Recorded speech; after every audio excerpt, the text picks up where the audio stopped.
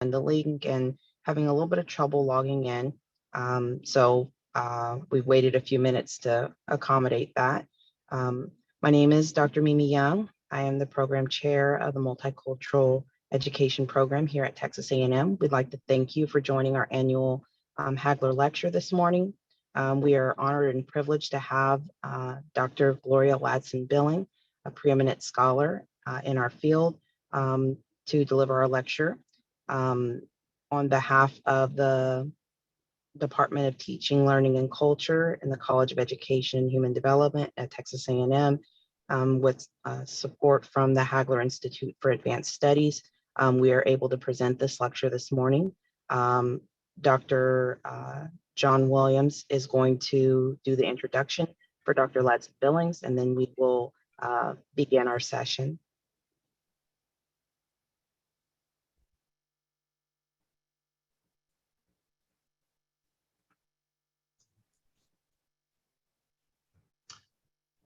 Good morning, everyone. Dr. Gloria Ladson-Billings is the former Kellner Family Distinguished Chair in Urban and Professor Emerita from the University of Wisconsin-Madison. Among her many accomplishments and titles, such as the past president of the National Academy of Education and past president of the American Educational Research Association, Dr. Ladson-Billings has put forth numerous critically acclaimed articles and books that reframe how educators should successfully engage African-American students in the classroom. It is our honor and pleasure to welcome to you and introduce to some Dr. Gloria Ladson-Billings. Thank you very much, Dr. Williams, and also to Dr. Young for your generosity. I'm delighted to be there. Maybe Dr. Williams, I'm a professor in the true sense of the word, so I want to make sure that I don't imperialize all the time. So maybe at about 12:40, you would let me know so that I could at least make sure I leave at least 15 minutes for some interaction. I'm going to try not to go that long, but if I am already headed in that direction, just give me a 5-minute warning so that I will stop or at least wrap up. It's a pleasure to join you. Last year's Hagler Lecture was an evening event, and we were sort of right in the midst of a pandemic, and we were making all of our adjustments. This year, I really want to talk about where we are as a result of having gone through what we've gone through. So if you'll permit me, I will share my screen, mostly because I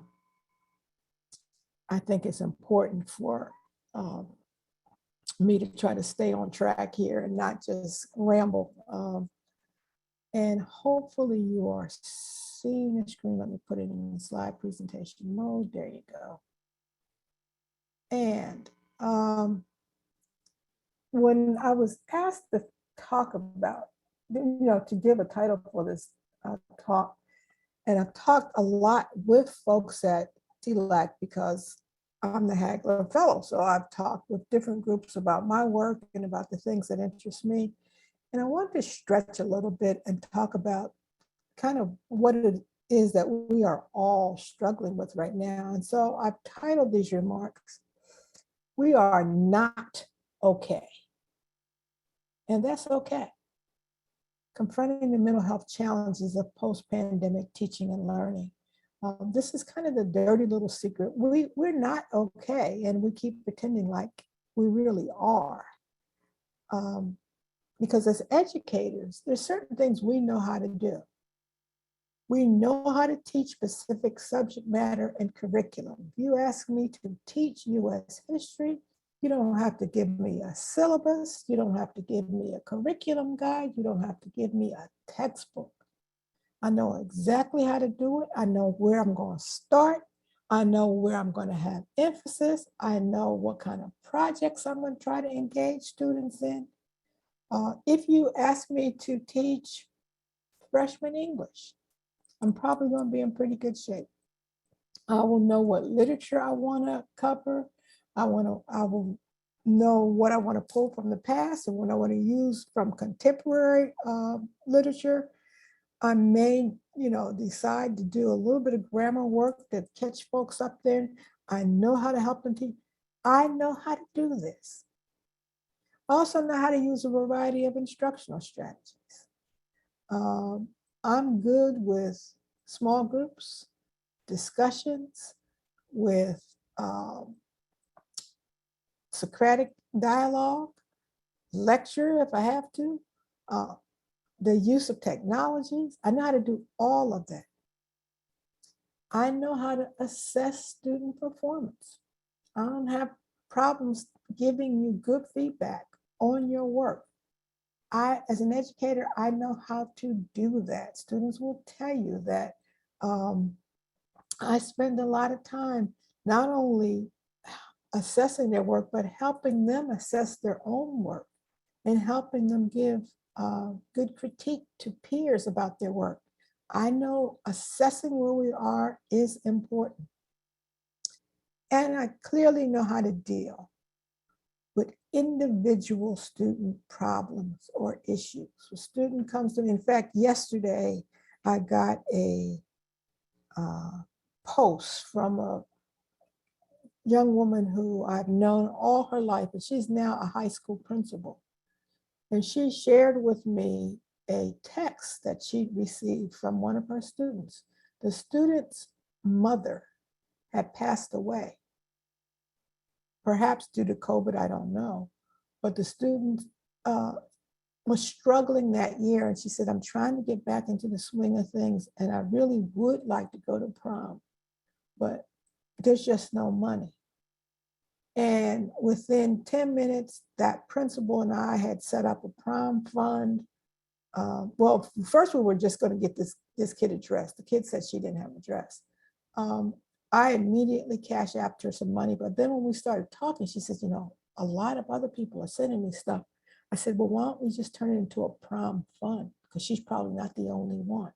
So this notion of dealing with the individual student's problem and confronting student issues is something we know how to do as educators. But we are less well equipped to confront wholesale trauma, you know, like when everybody is going through it. Can you imagine what it must be like to be a teacher today in the Ukraine? What is it that you're going to tell students? Are you going to say to them, well, just come back tomorrow and we'll just keep doing what we're doing? Or is there a level of anxiety and trepidation that they're all coping with? We're less well equipped to respond to students' mental health challenges. I knew exactly what to do yesterday around a student who had a financial need. Let's see if we can get her address. And indeed, let's put together an entire fund. There may be other ones. And we're less well equipped to embrace self-care. We think of it selfish. I moved from the East Coast, which is a very sort of gritty, hard scrabble. You get up, you do your work, you don't ask no questions, you just put in your time, to the West Coast, California, laid back, taking it easy, taking it all in. And I really struggled with a notion that's very rampant in California where people used to talk about they're working on themselves. I'm like, yourself? What do you mean you're working on yourself? But that working on oneself, whether it was meditation or yoga or running or aerobics, whatever it was really a form of self-care. And I came in with the notion that it was selfish. We're not well equipped to embrace self-care. I have this graphic here that tells you that 76% of workers believe that their company should be doing more to support their mental health. The mental health of the workforce. Most companies don't care what's going on in your head. They just want the job done. Schools are not different from that. 78% of the workforce says the pandemic has negatively affected their mental health. So at least we are now recognizing that, you know what, this thing has done something to me. I don't know about you, but you know, my sleep habits are different. My eating patterns are different. My exercise patterns are definitely different. And they've not gotten better, they've gotten worse. 85% of people say that mental health issues are causing sleep deprivation, poor physical health, reduced happiness at home, suffering family relationships, or isolation from friends. So if all but 15% of us are struggling with these things, what do you think is happening when we head off to schools to teach, nurture, and encourage young people? We're not okay, but that's okay. So what the data is saying about our teachers is more than 75% of teachers report frequent job-related stress compared to 40% of other working adults. Now, these data are from a 2021 State of the U.S. Teacher Study done by RAND. Teaching has always been a stressful job because you're dealing with other people and other people who have their own sets of problems and issues. You're dealing with a vulnerable population. For those of you who do human subjects research, you know that any project you want to do that deals with students, you have some special standards that you have to meet because they are seen as vulnerable. And so the stress of that work is greater than the stress of, say, working in the post office. Not hating on postal workers, we need them, I love them, they bring us our mail. But at some level, you know, when we talk about somebody going postal, we should be talking about people going teacher educational, right? Because it's in a school that so much of the stress is manifest. Even worse, some 27% of teachers report symptoms of depression compared to 10% of other adults. Now, what's a symptom of depression? I think we have a Hollywood version of depression. Is somebody so sad they can't get up, they are crying all the time, and they're immobilized. No, depression manifests itself in a variety of ways, that you're just sleeping all the time. Anytime you're not being forced to be out and engaging with people, you're just sleeping. Depression may also mean that you're eating just anything, you know, that you have no way of, I apologize, you're probably hearing my ring device. You know, that's one of the things that the technology is doing to us. But it turns out that depression manifests itself in a variety of ways, not just the teary-eyed sadness, you know, in the bed with the cover over your head. Like I said, it could be that you're having trouble sleeping, or your sleep patterns are off, right? That you're sleepy during the day and then you're up all night. You don't want to interact with people. You don't feel like you want to talk to anybody. You don't have much energy. You don't have much desire to engage. And teachers have a higher degree of this, almost 3 times as high as other adults. And nearly 25% of teachers said that they were likely to leave their jobs by the end of the 2020-2021 school year, compared with 1 in 6 teachers who were likely to leave on average prior to the pandemic. A quarter of our workforce was looking to leave the profession. That's the big issue for us right now as educators. I know I have a lot of conversations with school districts and universities about diversifying the workforce, but we are really at a place where diversity is not the only issue. It's actually getting anybody to desire to want to be a teacher right now, because it has become so stressful. It's big. And there's not a remuneration for all of this stress. You know, some people have very stressful jobs, but they get paid very well to do those jobs. They say one of the most stressful jobs that people can have is the job of being a air traffic controller, because it's so nerve-wracking. You got all these planes up in the air and you're trying to figure out who belongs where. And the problem with that, of course, is that you're worried that you have life and death decisions right there in your hand. But the nature of the work is such that you don't do it all the time. They pull you off and they give you some breaks and they do some. In teaching, it is just non-stop. You know, in some ways in teaching, we never get to land a plane. At least in air traffic control, when they give you your sector to manage and you get all those planes down, at least you go, whew, okay, I got that done. So that's what the data say about our teachers. There's another study done by a group called We Are Teachers, in which 75% of their survey respondents reported that their mental health was worse this year. That's looking at this current year, of the 2021 year, excuse me. Things are just worse for them in terms of their mental health. And only 6% of the teachers surveyed reported counseling support from their school or district this past year.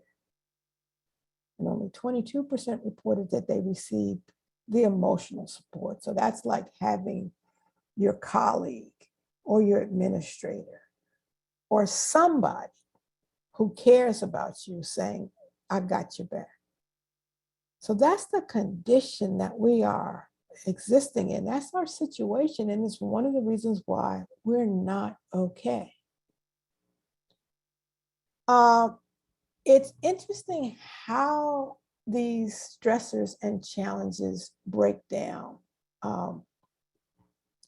based on COVID-19. The gray bar in the graph represents white educators. The orange bar represents Black educators. And then all educators is the blue bar. So look at some of the things that are the challenges and stressors that we are confronting linked to COVID-19. So one of the things is this notion of challenges of student learning loss. We have benchmarks and standards and all these kinds of things that we're supposed to get to. And we worry that, well, we've been out and away from face-to-face, or we're in face-to-face, but we're in face-to-face in a new environment, or we're providing hybrid opportunities. Kids are in and out because of their exposure to COVID or contracting COVID. And so we worry that we aren't going to meet these benchmarks. Now, I do want to make a addendum, because I actually don't ever use this term learning loss. It doesn't make very much sense to me in terms of cognition. The human brain doesn't lose learning unless you have a traumatic brain injury or some form of dementia. The human brain is always learning. I would probably, if I had made this chart, call it the challenge of student learning opportunity loss, because our kids are always learning.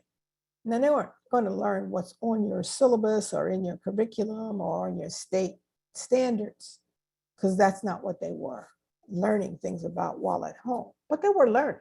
They were certainly taking in what was happening in the environment, coming across all kinds of new and different things.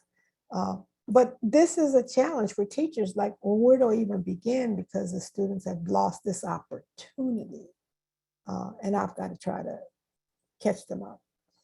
There are challenges of hybrid instruction. Okay, so I have to teach the youngsters who are right in front of me, but now you're asking me to teach also the youngsters who cannot come in. So I'm talking to real live bodies that I can see and touch, but I'm also talking to kids in another space. the challenges of remote instruction. So for those school districts that went to strictly remote, that the impact of COVID was so great that they could not hold class instruction, it's hard to teach through a screen. It's hard for me just talking to you, and I actually am pretty used to doing it. I'm someone who likes to read a room. I actually did a presentation earlier this week on why Black history. And so I'm in a room with mostly white audience, but I could read the audience. And I knew I could see where people had looks of puzzlement or concern, and I could stop and I could adjust, or I could probe and get the question. It's hard to do that in remote instruction. You're talking to those little boxes. And it's very, very difficult. So that's another challenge. We often seem to have less impact on students and families. Now, I think it's interesting that that particular stressor resulted in a significantly different impact for Black and white educators. It was a bigger stressor, much bigger stressor, significant bigger stressor for white educators, because they felt like they couldn't reach these families than it was for their Black counterparts who said, hey, I'm talking to mom via Zoom, I'm reaching out, getting her on the phone, we're texting. It was just a different impact that they felt. Then there were challenges of in-person instruction. And you might say, well, wait a minute, isn't that what we want to do? Don't we want to be in person? Well, maybe you do, but what about if you're a teacher who is immunocompromised? How comfortable do you feel in the classroom knowing that you might contract COVID-19? Or what if you live with someone who's immunocompromised? Maybe a vulnerable child or a partner, or maybe you live with, maybe grandma lives with you, and you coming in and out every day, possibly exposed to the virus, possibly bringing it home. We saw stories over the whole COVID pandemic time of healthcare workers who would not come inside their own homes without stripping down, bathing, or showering. They just were too afraid to bring something in the house to their family. Well, teachers also had that challenge. Of course, there's the remote instruction and technical difficulties. I cannot tell you how many things, quote, didn't work for me for the many talks I've been asked to give. It just, we can't hear you, Dr. Ladson-Billings, or we're not seeing your screen. We're getting an echo. Since I've been on here with you, not only has my phone rung, but my ring device for my house, the doorbell's rung. So, but and so all of those things come up. The next one, I really want to zone in on this, more work hours. You might think that, well, we're doing it all from home. So, you can throw in a load of laundry, you can pop that banana bread in the oven. Problem is you're still in meetings and it's 7:30 at night and you're thinking, what? And because I'm in a different time zone, I'm working later in the evening to accommodate colleagues and requests that come from time zones that are west of me. People are stressed by increased test-related accountability. We didn't have the students face-to-face. We didn't have the opportunity to cover the material that we planned to cover, but you still want us to do these tests. One of the things I find interesting about that one is that I actually talk to the test construction people all the time. I actually have a meeting set up in a couple weeks with ETS. They want to come up with new ways. They don't want to they don't want to be held to those same old fill in the bubble, multiple choice. They want to think of new ways, and they're using COVID-19 as an opportunity. something I wish we really would do. I really wish we would. And if you heard me speak before, you know, I've talked a lot about reset. I wish we would come to a full stop and say, you know what, why do we have to go back and do what we've been doing? Insufficient pay relative to risk.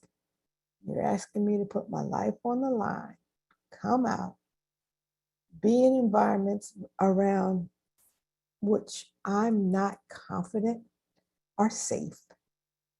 And then you give me this tiny remuneration.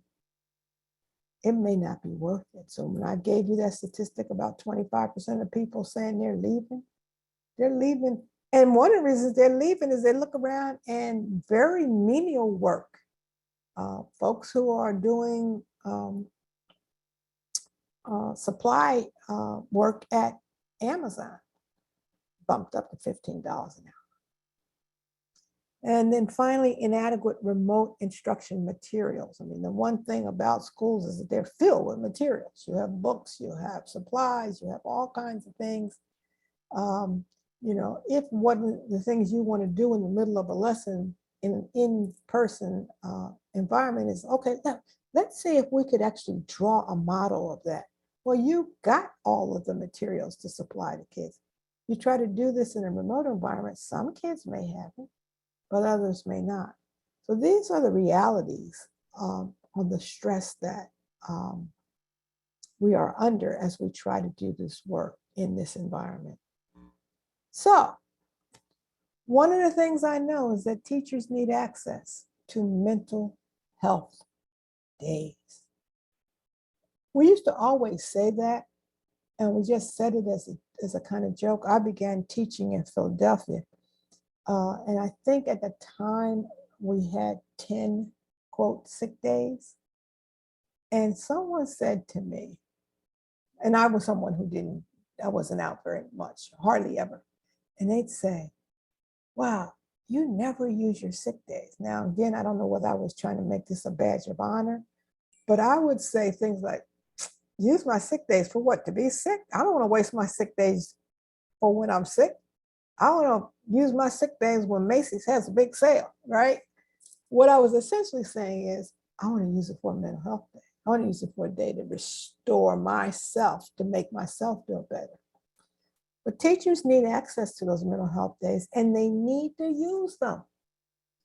So a mental health day is a day or two away from the stressors of work. You know, one of the problems I think we have as teachers is it's hard to turn off. We got this in our head, you know, you're worried about that particular youngster or about these particular tasks or something that's upcoming. You need a couple days maybe just to say, you know what, I want to think about y'all today or tomorrow. I just want to be away from it. You may need one if you're feeling depressed or feeling anxious, stressed, or burned out. That's about this whole notion of self-care. So you need to use these days. You need to use the day to do something that puts you on the road to mental wellness, whether it's a meditation, whether you need to talk with a therapist, whether you need to catch up on some life chore, something that you should have been doing, but you let it fall by the wayside. And I think that second one, talking with a therapist, you know, this is a society that penalizes people for seeking mental health. Do you know that every society has somebody who handles their mental health? You know, so when I hear African Americans say, oh, Black folks don't use therapists, that's not true. It's who you use as a therapist may not be qualified to give you the therapy, but we do use therapy. What do you think we are doing in that barber or beauty shop all that time? We're getting therapy. In countries that I have gone to around the world, I've seen therapy in all kinds. I've seen shaman as therapists. I've seen, there's a wonderful book I read by a gentleman by the name of Andrew Noel, N-O-E-L, called The Noonday Demon. And Andrew Noel is a depressive, and he suffered from depression for a very, very long time. And one of the things he decided to do was to go around the world and look at how do different cultures treat depression. So one of the places he ended up going was a small village in West Africa. I'm not going to say the country because I'll probably be wrong, but it was a rural traditional village that someone said, oh, you know what you need to do? You want to know how we handle when people feel so sad like this. You need to go to such and such village and ask for so-and-so because they know what to do. So he decided to do it. Well, they got him out there and they said, you need to get us a live chicken and something else they needed. And when they got all of the stuff they asked for, they cut the chicken's throat, they saved the blood, and they put him in the middle of a huge blanket or cloth. And then people in the village were all around the edges of the blanket. They sprinkled the blood on him, and then they started shaking that blanket up and down. He was just bouncing. And I don't know how long they had him up there, but then they stopped. And he said, I hate to admit this, but I did feel a little bit better. So part of what we know about therapy is dependent on your confidence in the therapist. So there's all kinds of things that we need to do to put ourselves on the road to mental wellness. Take the mental health day if it will help you feel less overwhelmed or overburdened. I think as teachers, we want to be martyrs. We want to say, I went in the midst of the storm. I went in when the hurricane came through. I went in. You don't get any more money for going in the midst of bad times. I want to point out that one day will not magically turn things around. But think of taking a day or two as a step on your journey. Let your administrator know that you need to take a day off. You know what? I'm here, I'm doing the best I can, but I'm not feeling my best. So I'm going to need to take a day off.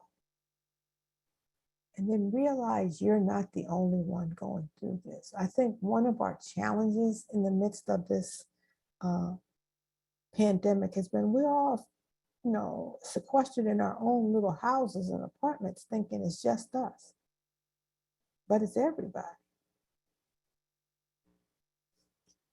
Teachers also need counseling options, and they need to use them. I think one of our problems is we don't know where we can go.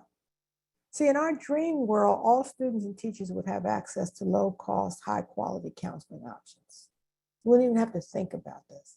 When I spent time in Sweden, I was so impressed by how many mental health options there were. And when I asked about it, they said, well, we're in a country that is cold, number one, in the winter. In this particular region of Sweden I was in was about 400 miles north of Stockholm. So it was way north, right outside the Arctic Circle. They said it's very cold and it's very dark.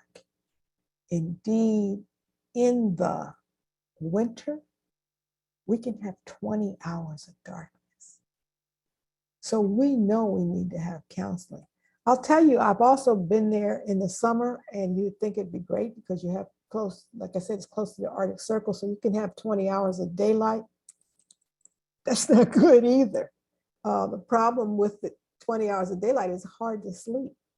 So even when you have room darkening shades, the light is peeking in on the sides. And there are some people who just stay out all night because it's light. And so you can hear that noise. And nobody has told the birds to go to sleep. So at 2 and 3 in the morning, when it would normally be dark where you live, it's still light and they're out there chirping, just chirping away. I remember talking to a gentleman in the community, and he said, oh, I just hate the summer. And I said, really? I said, most people love the summer. He said, no, because my grass grows so darn fast. Okay, so what you know about photosynthesis, that light creates that chlorophyll, and now you got the grass growing. He said, seems like I'm cutting my grass every other day. So we need to look at those models where they already do have high quality, low cost counseling. We need to check out what our employee assistant programs are in our districts, in our colleges and universities.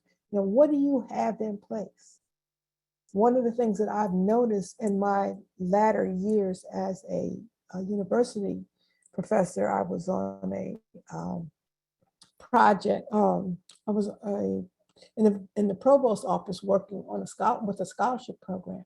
And as we were making decisions about having students come, admitting students, more and more students were coming in, very bright students, good ACT scores, excellent grades, but saying, I have the following mental health challenges, so I need to make sure that I get, you direct me to where a good therapist might be. I'm very proud that our young people are willing to say, I need this help, because we haven't been willing to say it. Some school districts have wellness programs, so it's built into the way in which they induct people into their districts. Some of the teachers associations, I specifically list the UFT, which is the United Federation of Teachers, which is the New York city branch of the American Federation of Teachers, but may be true of NEA, that they have some programs. Every community has a NAMI branch, the National Association of Mental Illness. And you could see this link that I put here on weareteachers.com, free counseling for teachers. We need to seek out these options. But we can't do it without administrator support. So what is it that the administrators can do? Well, for one thing, don't request a meeting without explaining why you want to have the meeting. If you're working with people who are under stress, who are depressed, who are anxious, when they hear, I'd like a meeting with you, when the administrator says, I'd like a meeting with you, what they hear is, you're in trouble and you need to come talk to me. So you need to say, I'd like to have a meeting to talk about how we might reschedule the upcoming spring test. Okay, so now I know what you want to talk to me about. Don't pop in on them unannounced. Again, you're popping in because you're trying to do your rounds and maybe be able to say that I got to every classroom. But if you're working with a teacher who is stressed and anxious and depressed, what they see when you pop in is, oh, I'm under surveillance. They're trying to get some evidence on me that I'm not doing my job. It's not that hard to let the teachers know. Here's the schedule I'm going to try to adhere to as I observe teachers this week. Now, the reality is you might not be able to keep that schedule. But if people anticipate that you might come, then they can prepare for your coming. As an administrator, don't use work or planning days for professional development, because people will be there resenting that you took their time, that they were planning to do something. They had in their mind what they wanted to do on that day, and now you want them to all come in and listen to the new CDC protocols and how to handle them. That might be very valuable information. They may need that information, but it is infringing on what they plan to do. Don't penalize teachers for arriving late or leaving early. And I know this is one that people probably say, what? Well, you can't have people just coming and going when they want to. When I used to supervise student teachers at Stanford, I was always struck by the way that rules were differently applied in different school districts. When I went to school districts that were serving poor kids of color, particularly Latinx and Black kids, being late was a big deal. So if those kids would come in late, they get sent out, they have to go to the office, they have to get an admit, they have to come back with a note, they have to come to detention. I mean, it was a ritual because they were maybe 10 minutes late. But when I supervise student teachers in the wealthy, affluent districts like Palo Alto or Atherton, Menlo Park, I would see kids coming late and the teacher never said a word. Why? And it goes to the next point here. Don't assume bad intent. What the teachers assume for those kids in the wealthy districts is you have a valid reason. Maybe you went to the orthodontist. Maybe you had a conversation with your previous teacher that went long. We never saw penalties for kids arriving late in these classrooms, in schools serving the wealthiest kids. So let's give teachers some space and grace. If this is a teacher who normally comes on time and normally, spends time after school, and they arrive late, or they leave early, don't penalize them for it. Don't prioritize the task over the people. One of the reasons that I think teachers are feeling like, I need to get out of this field, I need to get out of education, is that no one pays attention to them as people. We keep treating them like they're interchangeable parts. All we want to do is get the task done. Did we get the third grade reading task done?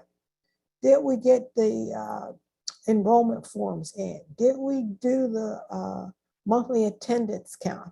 We prioritize the task. Let's think about the people.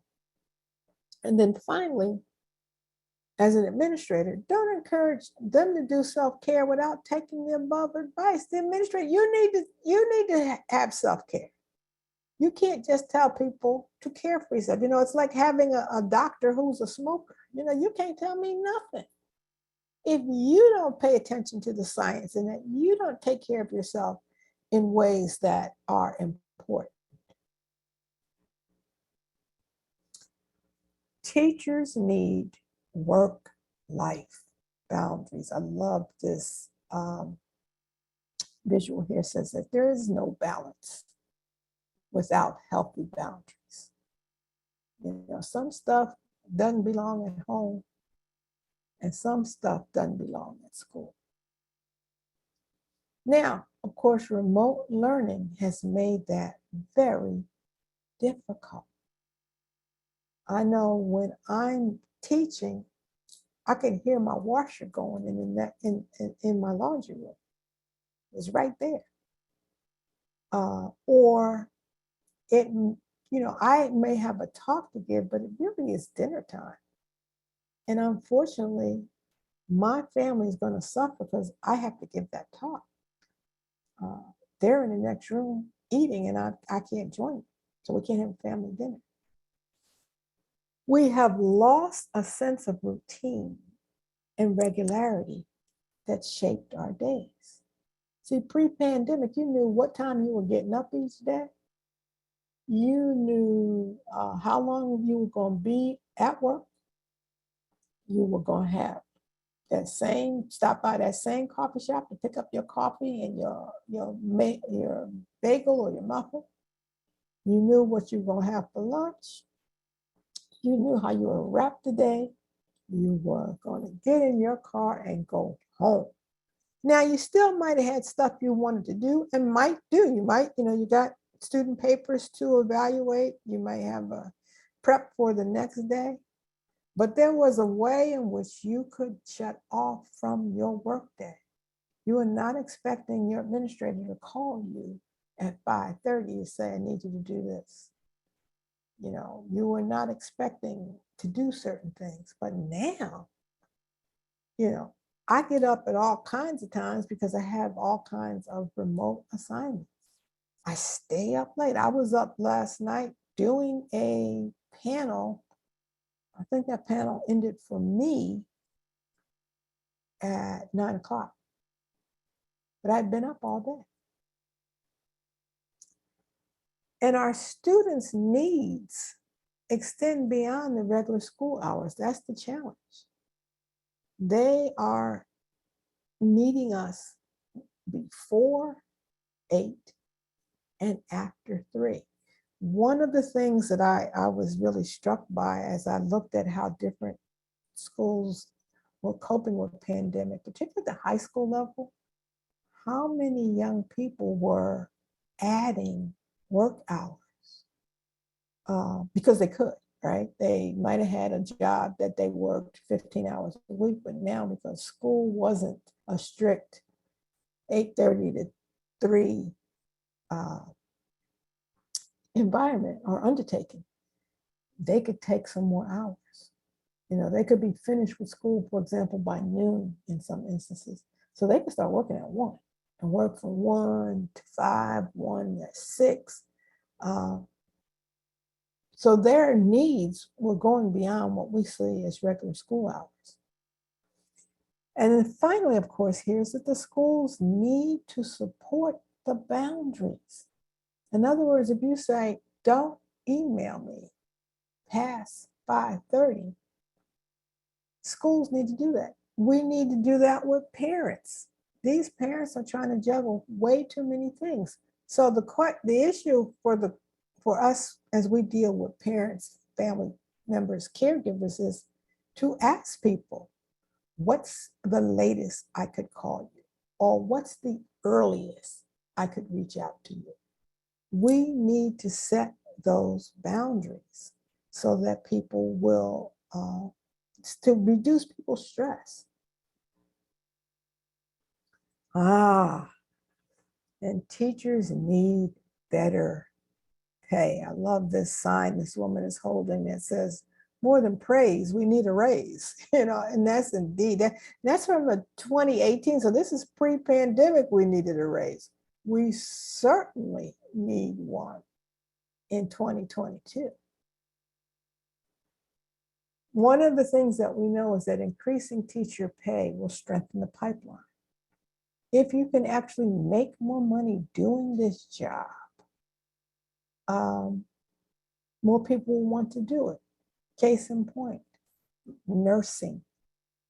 Before the pandemic, nursing was booming because they had been able to negotiate much better compensation packages. If you are going to let people know, I'm going to pay you more to do X, trust me, people will want to do X. Giving them better pay keeps them in the classroom. My very first principal was a very, very nice man, nice as he could be. He wasn't a great administrator though. He was, I had him, I was a brand new teacher and he was a brand new principal. But he came in one day to one of my classes and asked to teach my class. And he was a magnificent teacher. And so at the end of the lesson, I said, Tom, you're really good at this. Why did you ever leave it? He says, well, I have 5 kids. He said, I can't afford to be a teacher. I have to be a principal. Think about that. He's left a passion, something he absolutely loved doing, because he couldn't afford to keep doing it. Better pay helps staffing in urban districts. You know, one of the things we know is that there are hard to staff districts.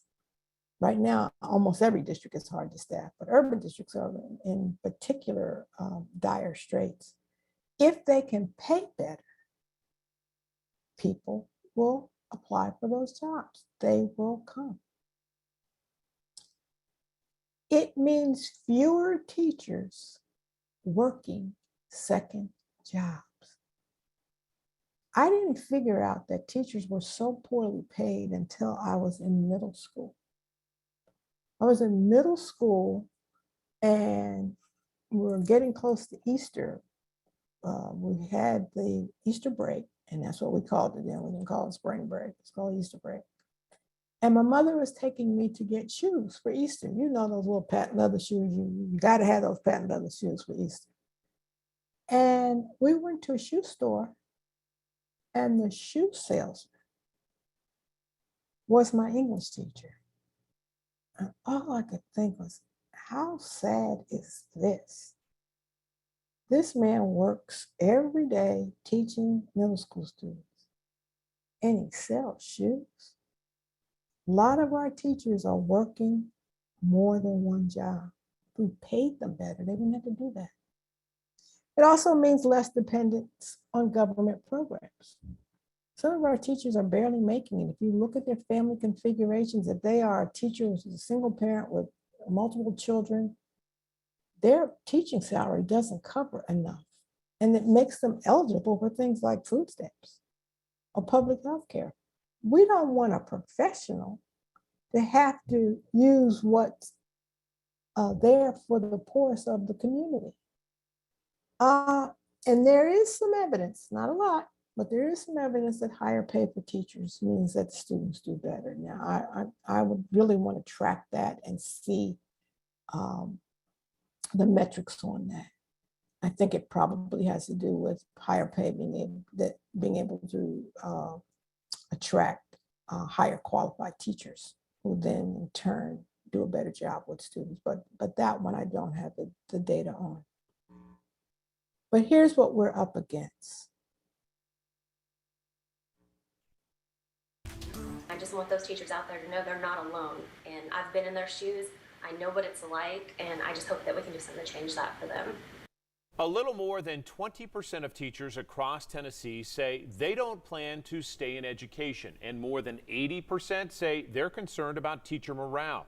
That's according to a study from the Professional Educators of Tennessee Association.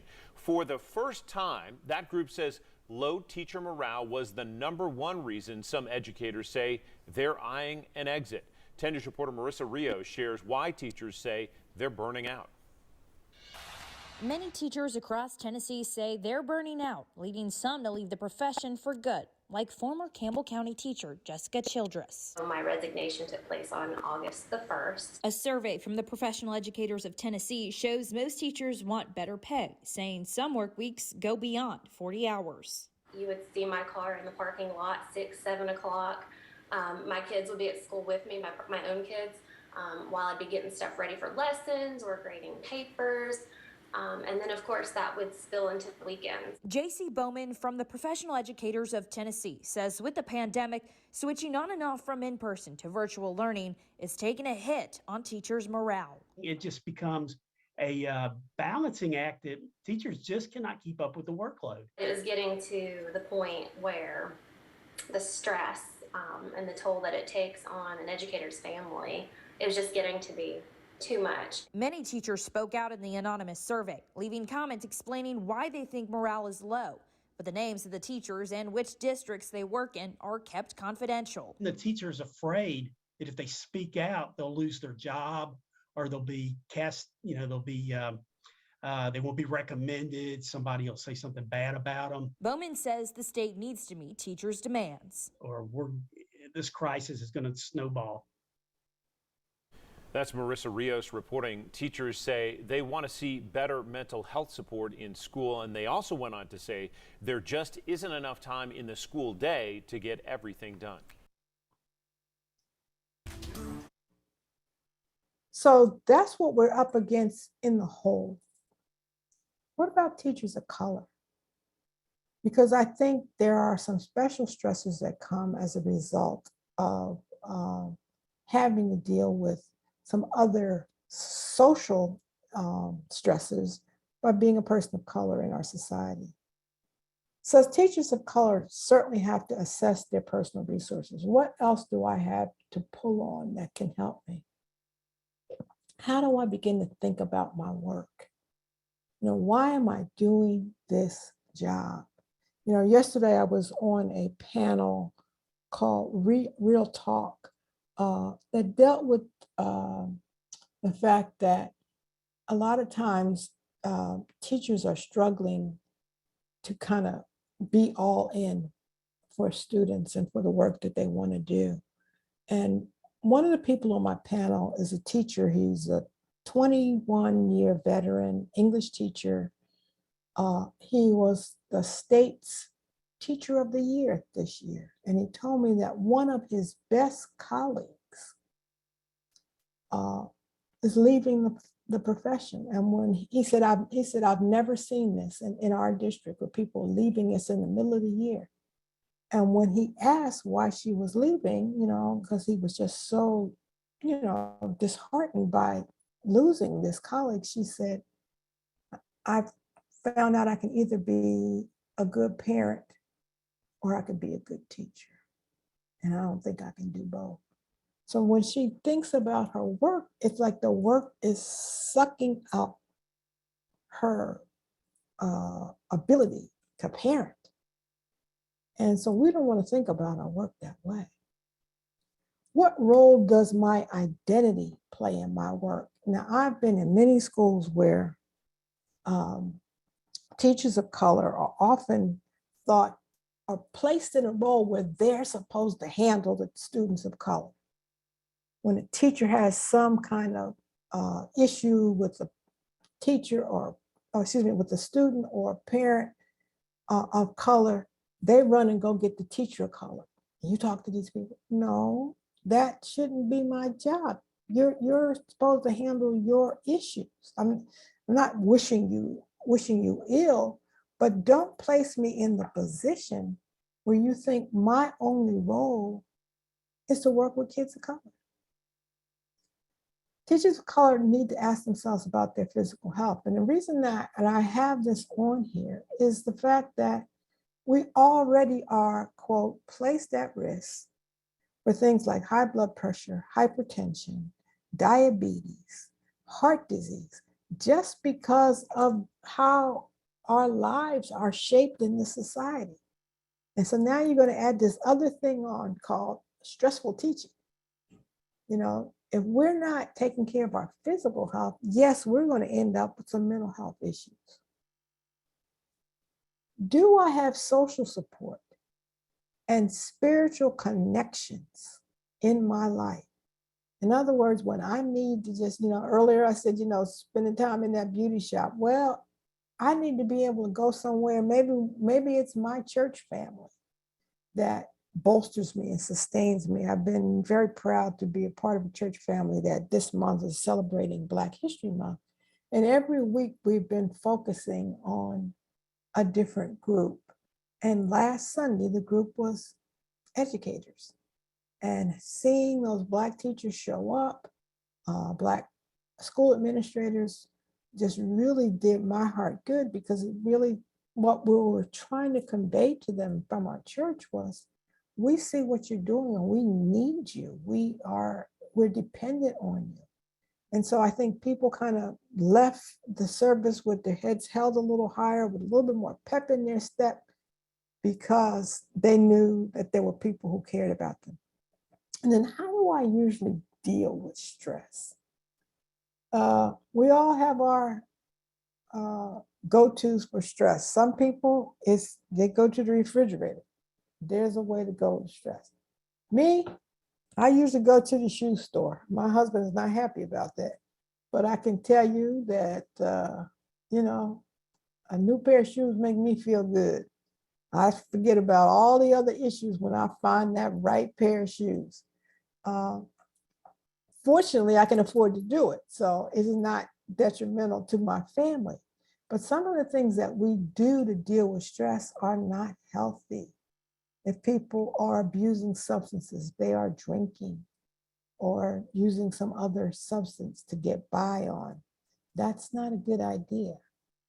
So we've got to ask ourselves, how do I usually deal with stress? I'm not even talking about the pandemic.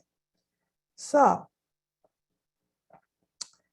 I want to ask how our administrators can help our Black, Indigenous, people of color teachers. One of the things you can do is have clear policies that are applied equally to all teachers. Don't have a set of policies for this group versus that group, but ensure that all teachers feel that they and their culture are valued and respected. And ensure that all teachers feel that they and their culture are valued and that they are respected members of the school community. Not just, I'm just going to call on you when I have these discipline issues to do X, but what do you think about the curriculum change we're trying to institute? What do you think about some instructional strategies? Make sure that your teachers of color. You know, I see a marginalization, for example, of bilingual teachers that is just frustrating. They have strategies and techniques that all teachers can use. All of our kids are engaged in language acquisition. Just because you're 5 years old and your first language is English doesn't mean that you're competent. Language teachers can help us.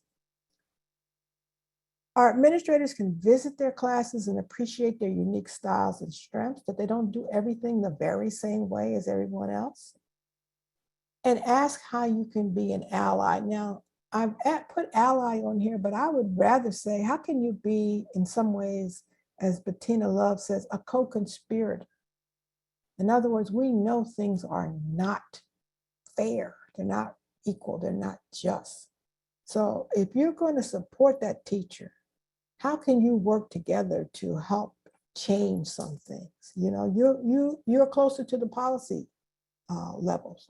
So if you're listening to that teacher telling you, you know, we do this particular policy and it certainly discriminates against students in this way, you can help impact that policy.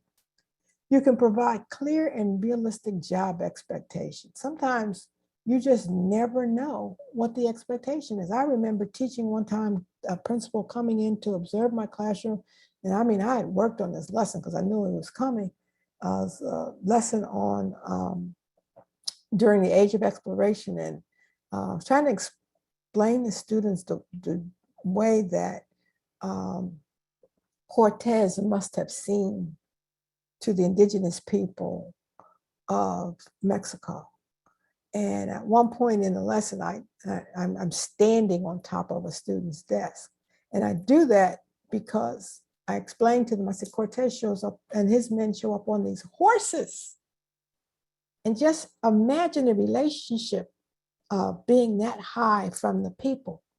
And the students, they really got it. They were like, oh yeah, oh gosh, everybody seemed that tall. And I thought I had really hit a home run on this lesson. Do you know what the teacher said? The principal said to me later, your desk isn't very neat. Really? That's the criteria? Because I could have put together a neat desk, or I could have told you it probably never going to be very neat because I don't spend much time at the desk. I'm working with students. But he didn't share with me the expectations. That neatness was what counted for him. Also, if you're going to be a principal, you need to provide some support for autonomy. Not everybody's going to do everything the same way. One of the reasons why people like teaching is the autonomy. It's not the same thing every day. It's not just the script. You also need to increase respectful communication. How do you talk to your teachers? You know, here's what I know, that the way that principals interact with teachers is the way teachers will interact with students. If you infantilize them, if you belittle them, if you talk down to them, if you are authoritarian, you're going to see all of that in the way that they interact with students. And then to create the social situations where all cultural groups feel welcome. You know, there's certain things we like to do in our little schools, social activities that everybody doesn't feel welcome in. When I was chair of the Department of Curriculum Instruction at the University of Wisconsin-Madison's Department of Curriculum Instruction, one of the things I noticed is that when we had social events at professors' homes, our administrative assistants or secretaries, they never came. They didn't feel comfortable. They were invited. They didn't feel comfortable going to a professor's home. When I became the chair, the very first party we had at work. I had it catered, I had music, and every single member of the department came. And the secretary said to me, this was so much fun. When are we going to do this again? I tried to create a social situation where they all felt welcome. They didn't feel welcome going to and endow professors' home. But they were fine coming down, 2 floors to the break room and participating and getting to know other members of the department. So those are some things that we could probably do to support our teachers, particularly administrators, to support our teachers of color. So I just want to wrap up by saying it's okay not to be okay. You have to remember that. And you cannot expect that you are some kind of superhuman being that you can just press your way through. It will catch up with you. So thank you. I actually ended about a minute or so before I wanted to. So this is good. This means that if you have questions, comments that you want to raise, we can get to them and we'll have time and I won't have to rush through. So let me stop sharing.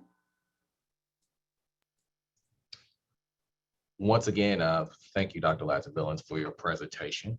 We have a couple of items in the chat that I will get to that they posted sent to a Google form. And that first question is going to be, individual sent the message and it says, not only are students struggling with the challenges, it is our fellow teachers who are dealing with the fallout of trauma. How do we help one another without burning off the precious reserves of emotional energy we have? That is such an excellent question. And, it's one of the reasons why nobody lets me run the world, because I'm going to do everything differently. I would have never opened schools, just thrown the doors open and say, everybody come back. I really would have probably brought students back in smaller numbers. Maybe what I would have done for the very first day of school opening is at the elementary level, I just would have brought my kindergartners back. At the middle school, I would have just brought my 6th graders. At the high school, I would have brought my freshmen. And just take some time to just process what they've been through, what challenges they've faced, and what are they still anxious about? What are they still concerned about? Now, if you couldn't do that, I would have maybe just brought people back for smaller periods of time. If you had to have everybody come back on the same day, I would have said, okay, but this group is coming at 8 and they're going to go back. They're going to leave by 10. Then this group is going to come in at 10. And you see what I'm saying? I would have staggered their time together. Why? Because people needed time to process what they had experienced. And you know what I find really interesting? We take some of the smartest, most well-equipped students in the country. We bring them into a place called college or university. We bring them in a week before everybody else. We don't make them go to class. We have them going, we playing games with them. We teach them all the traditions. They learning how to cheer at the football game. And why? Because we know that this is a different experience. They're going to be stressed. They are going to experience homesickness. That's just human. So if we do it for the kids we think of as the best and the brightest, why aren't we doing something for those young people who are in our general public? So that's one of the things that I thought about as we had reopened school, that I would have reopened it differently. Now, they didn't do that.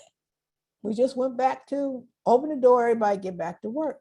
And so the questioner is asking about how we can support one another. I think that our faculty folks probably need to commandeer some space in their buildings. That is the kind of de-stress, just, come to just let yourself decompress. Maybe one of the things we can do is have a system that allows teachers to say, when you need a break, no matter when it is, here's the signal you need to send out, send the student to the office. and be prepared to have someone, whether it's an administrator, whether it's an instructional aide, to just come in and cover for a little while that person just catches their breath and gets back to normal. We need a more systematized way, which I was trying to convey in the presentation, but I'm saying, sort of right off the fly, we got to put some systems in place that allow people to be human and to really express the concerns and the anxieties and trepidations that they are confronting. Thank you for the answer. The next individual is really talking about enhanced techniques and teaching techniques. What new techniques or enhanced teaching techniques are you seeing through as we, transition throughout this pandemic that you think will be continuing as we transition out of the pandemic? You may have remembered me saying that one of the things that we're seeing among secondary students is that they ended up taking on more hours of paid employment. So I have a former student who teaches in North Carolina, teaches at high school in North Carolina, and he's always brought guests to his classroom. He's big on that. Either he brings them electronically or he brings them face to face. He's even done just phone calls so that they actually get to meet some pretty famous people. In fact, one of their very famous people passed away this week, Dr. Paul Farmer from Harvard Graduate School, no, Harvard Medical School. But one of the things he wanted to do was he wanted the students to have an interaction with this woman named Sarah Collins of Rudolph. And that name may not ring a bell to you, but if you know your history, you heard about the 4 little girls who were killed in the 16th Street church bombing in Birmingham. But there was a 5th girl. She didn't die. It was Sarah Collins Rudolph, sister of Addie Mae Collins. Addie Mae died. Sarah, in the midst of this bombing, lost an eye and had glass shards in her other eye. So she can see out of one eye, but she's had multiple surgeries to try to ensure that she can continue to see. Well, she wrote a book called The 5th Little Girl. And this former teacher, student of mine, had his students read this book. And he wanted, in the worst way, to make sure that his students got to interact with Sarah Collins Rudolph. He reached out to her. She said, yeah, I'm happy to talk to your students. You got we got Google Meet and got Zoom. So, we could probably do that. But what you need to know is that I work every day, so I can't be there during school time. He went back to his students and said, how many of you will be willing to gather at 8 o'clock in the evening? Every last student said, yeah, that's cool. Now, one of the things that we're forgetting about adolescents is they like to be up at night. It's us old folks who want to go to bed. What young people don't want to do is get up early in the morning. So he had a wonderful session. And so the flexibility with the time is one of the things that I hope we will continue to do, that we don't get stuck. The second thing I hope we will do is that we will begin to work with our nonprofits in a different way. I'm now saying things like, there's no such thing as after school. And because many of our nonprofits wait till kids get out of school to do things, whether it's museums or writing projects or whatever. And I'm telling these nonprofits, because I sit on a bunch of nonprofit boards, let's not wait till after school. Let's push into schools. Let's find out from schools, what could we be doing? Now, I actually saw that earlier, before the pandemic, with a group that I'm on their advisory board in Sacramento, the Sacramento Area Youth Speaks.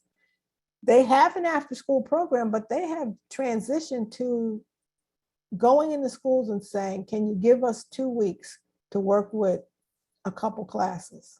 Can we push into schools? And they're having wonderful success, so much success that this year's most recent National Youth Poet Laureate is out of Sacramento and a part of this program. This is a young lady, Alexandria Hoon, who is headed off to Stanford. So push in to schools and not just do after school is something that I hope will be replicated in places around the country. Thank you for that answer. On that note, that answer actually segues into this question. This individual asked, students want to belong to a community, and communities need facilitation support. But often the work is not valued as a part of teaching. How do we begin to develop models to where, the community is the school and the school community, and it values teachers in doing the work per se? Yeah, I mean, I probably spent more time than some people would like on the need for better pay. But I would say that one of the things that occurred in the midst of the pandemic, and you'd have to have had your head in the ground to not seen it, is that there was certainly a whole issue of racial justice that was raised. We saw the death of George Floyd, Breonna Taylor, and Ahmaud Arbery, all in the midst of this.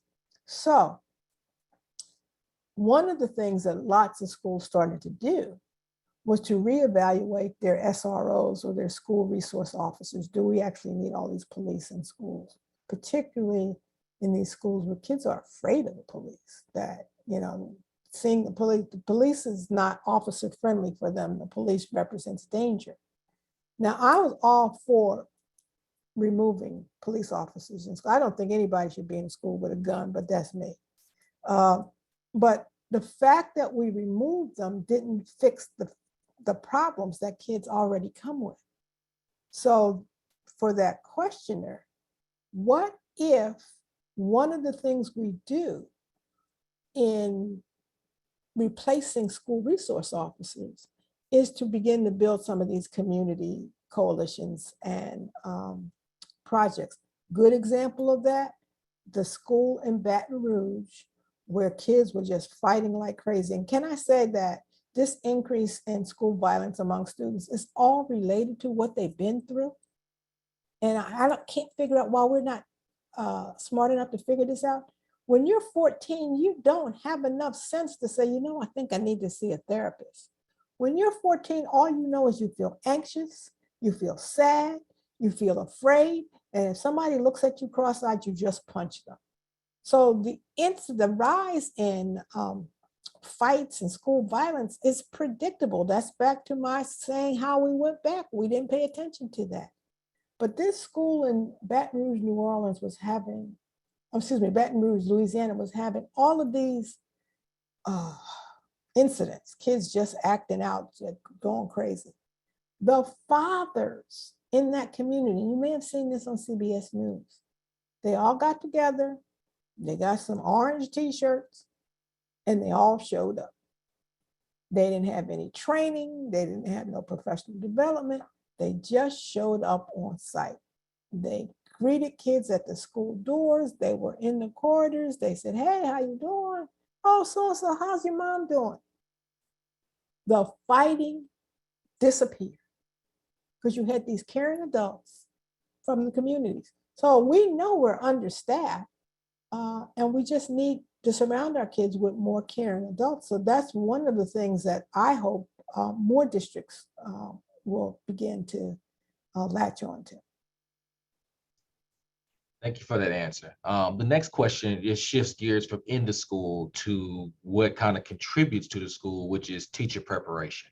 How do you see the future of education programs shifting due to the pandemic and due to the numerous things that we know that are going on, such as teacher shortages and things of that nature?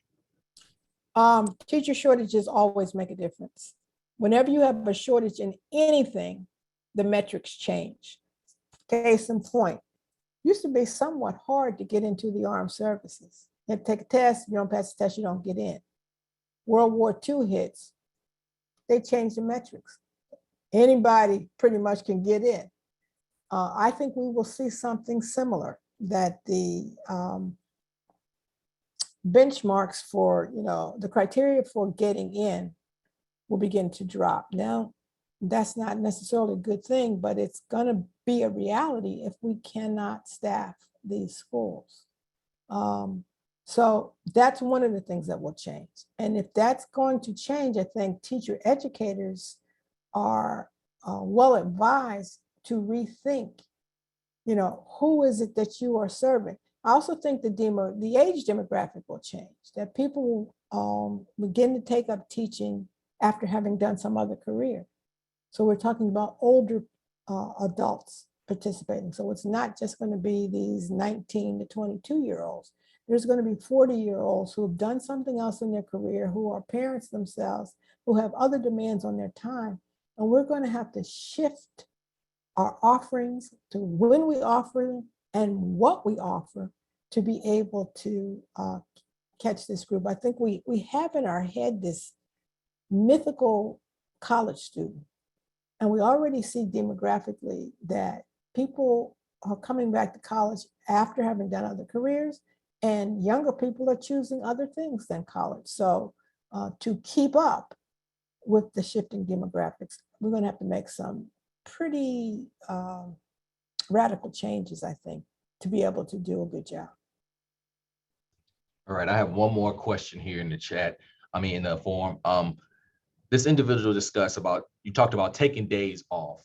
And one of the challenges that while taking days off is something you should do, is actually more work to get the sub, to get the plan, to do everything you need to do to make sure the classroom isn't spinning out of control when you come back. What advice do you have, not only for teachers, but also administrators and parents, to help support us shifting from working while sick to actually taking these mental health days off? You're absolutely right that, they make it so hard for you to take the time off.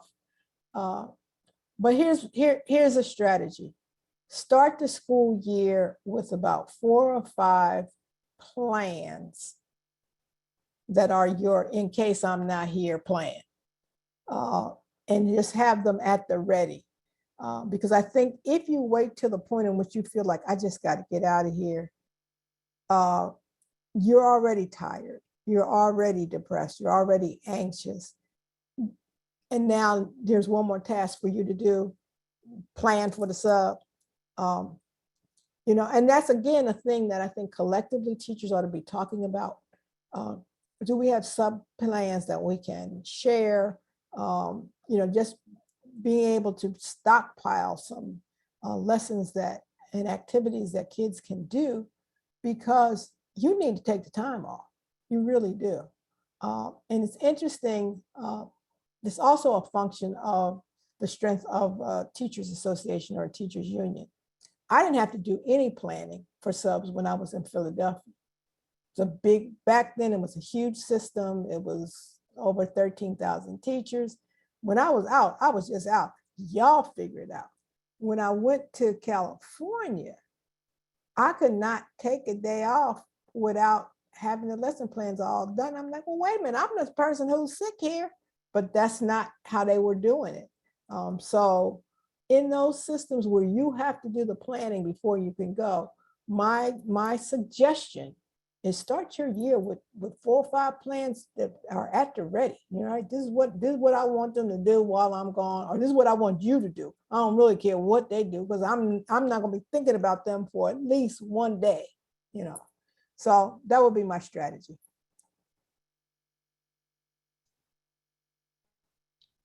Thank you so much, Dr. Ladson-Billings. We are going to pass this over to Dr. Young, who will give us our outro.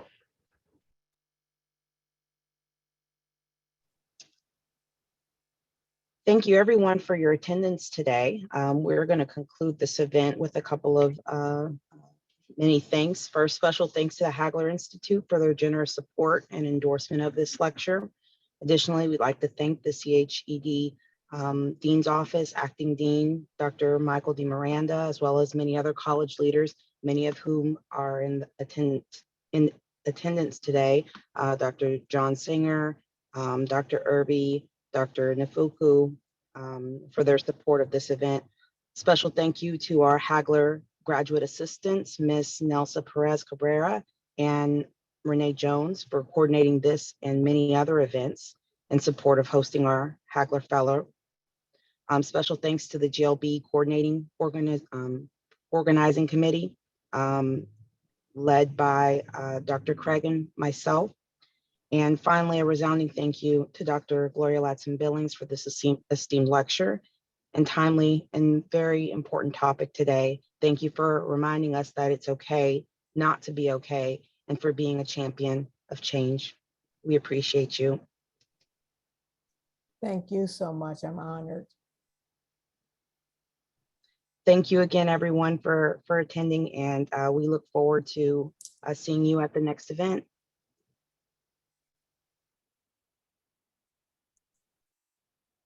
Okay, Dr. Young, we are meeting tomorrow, right? Yes, ma'am.